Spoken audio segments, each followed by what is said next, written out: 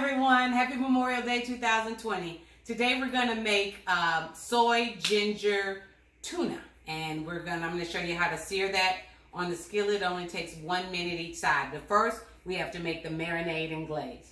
So what we're going to do is add soy sauce, some olive oil, about 2 tablespoons of each of those. I'm going to add the juice of a lime, Going to add ginger, and I grate the ginger. This is the ginger grater. So I'm going to add the ginger. I also use the grater when I add the 1 clove of garlic, some fresh cilantro, and this is 2 bunches of fresh cilantro.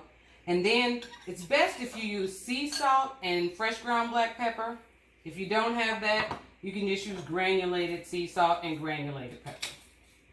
I'm just showing you both.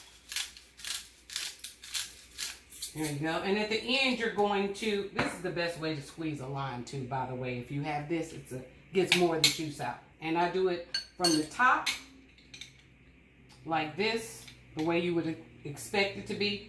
But then I flip it over, and you get twice as much juice that way, if you go that way too. So that's just a tip, so you don't waste your lime juice. All right, so we're gonna stir this all together. And then I'm gonna go over to the stove with my salt and pepper, and I'm gonna season this tuna fillet, okay? So I'm gonna season it generously. I'm gonna heat the oil to medium, and fresh ground black pepper,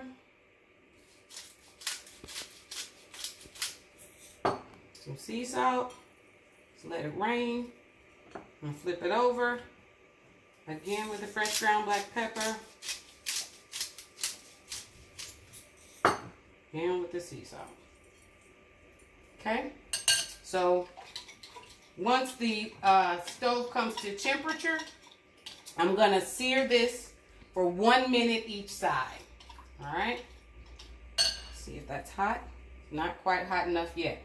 Since we have a couple seconds, I want to let you know I also use, when I have the time like I do right now, my spice cabinet. We're lucky in Atlanta to have farmers markets where they have great spices for really cheap. $1.68 for this many white sesame seeds, $1.38 for black sesame seeds. And I like to sear my tuna in white and black sesame seeds. And when you toast the sesame seeds, you get a nice nutty flavor. So while it's heating, I just got the opportunity to add those. Make sure I have enough oil in the pan. It looks good. Gives my dressing a minute to rest. Gives my tuna a minute to rest. And just want to make sure it's hot enough. You need tongs when you sear a salmon. You should hear that. Okay? So I'm going to sear it. You'll see it start to cook on the edges. I'm going to sear it on all 4 sides. I also do the top and bottom. It's up to you how well you like yours, but nobody likes well done tuna, typically.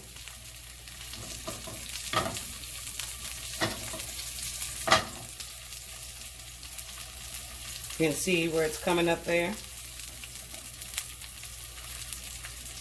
The skillet could have been hotter.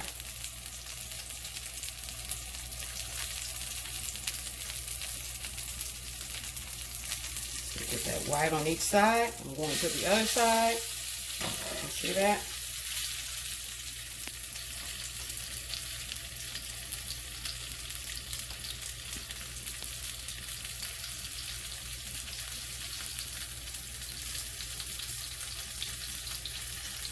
Okay. I'm going to do the front and the back.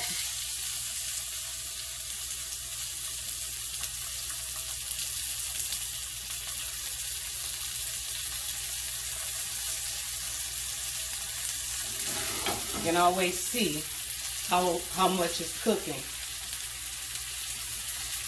Always leave aside so that I can see what's going on under there. Because you just want the edges cooked.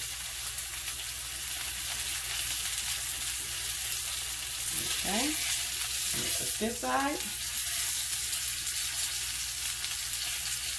And if you're heat sensitive, you can use longer tongs. Been cooking so long, I'm turning into Teflon. Okay, you see all the sides are cooked? Now I'm going to get that last side. And this is the only side you can't see, so you make sure you do it for 60 seconds.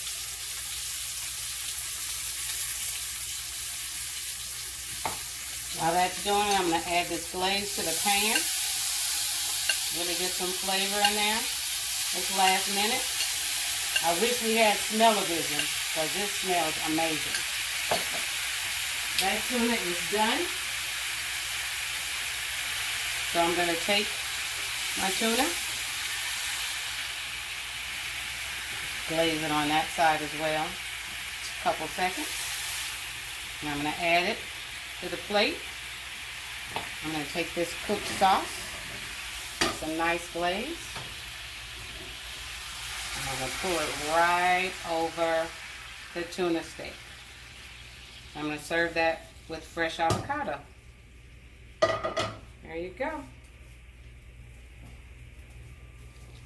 And that's how you make a tuna steak.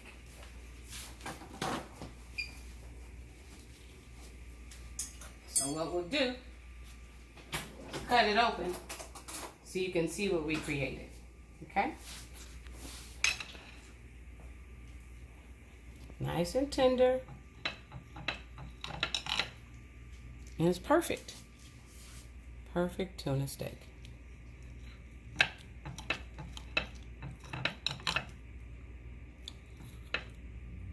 Here we go. I hope you enjoy. Bon appetit.